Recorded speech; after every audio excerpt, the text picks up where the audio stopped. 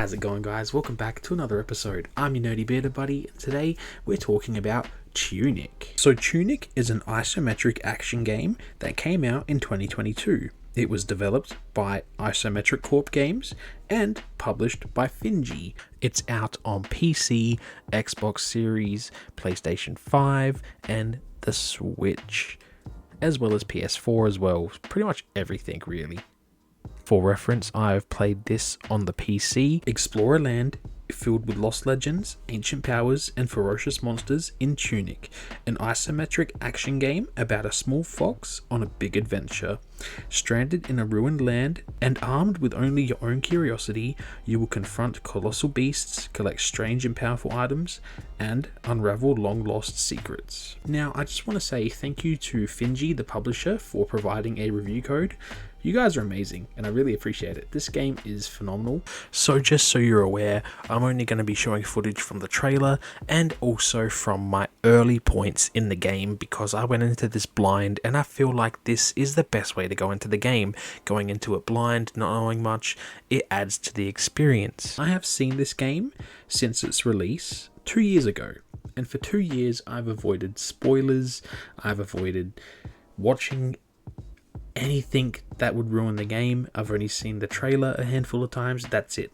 So yeah, I've seen this game since its release, and for some reason I just never picked it up until I reached out to the publishers and I was like, can I please review a game?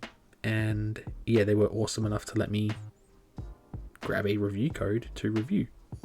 And oh my god, I adore this game.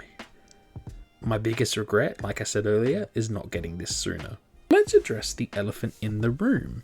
This game is clearly inspired by the early Zelda games, being isometric and with the combat and the protagonist having a green outfit, sword, and a shield. However, I'd say it's almost a Souls-like game too, just not as hard as a Souls game.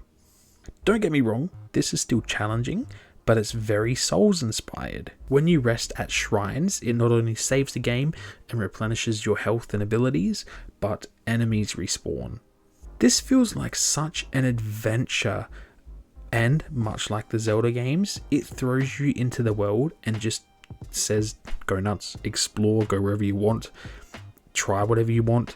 And I really like this because when I like playing games, I like to explore. And I appreciate the more non-linear aspects. It's almost like, I can go on my own adventure type thing. But I can see how this can overwhelm people, so keep that in mind. Like, I think for my first hour playing this game, I found a stick and I was just trying to beat enemies with them and failing a lot, but yeah, I was like just exploring with a stick and I found my sword eventually.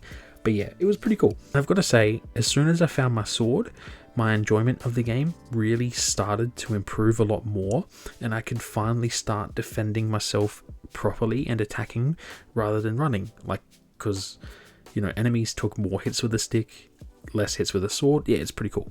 Now, this is such an amazing blend of modern gaming and retro gaming.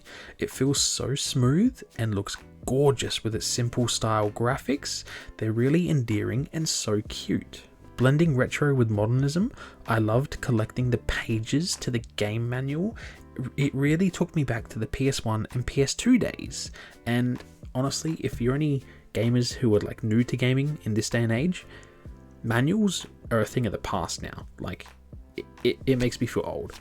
These pages you collect, they help direct you onwards on your journey and help you strategize your next move. They also let you know certain buttons and things if you haven't found out already. But yeah, exploring in this game rewards you so much. It rewards you for taking risks and moving forward. It feels so satisfying to explore in this game while having fun, and you get rewarded with either coins or gems or health or sticks and weapons. It's really, really cool. Enemy types here are interesting and varied and provide enough challenge where the game feels hard but fair.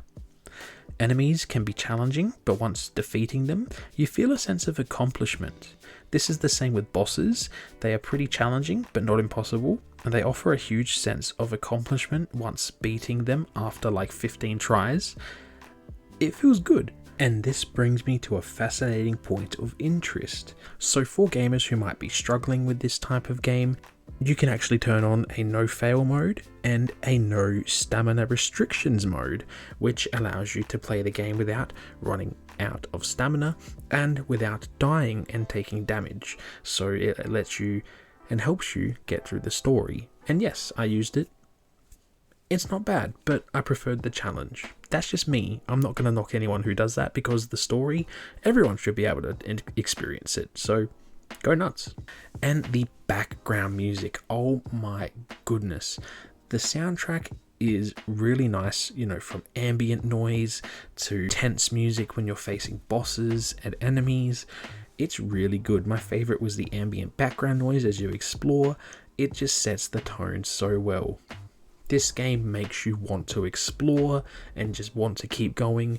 This is the first game where I had no idea what to do and I just got lost in the world, not through lack of trying or lack of level design, but because I just didn't know where to go next, because I didn't explore enough. So I wanted to keep exploring. And I love the little aspects that happen in this world. You know, if you're cutting down trees or bushes, it leaves little holes in the ground, the flames spreading to the enemies and onto the environment. It's just really cool stuff, and it just makes you smile. In terms of completion, this game takes about 10 hours to complete roughly. But yeah, that's my thoughts on Tunic.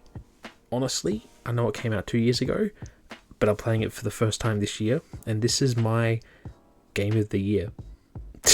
As silly as that sounds. Have you guys played Tunic? What do you think about it? Let me know down in the comments below. As usual, like and subscribe, and I'll see you in the next video.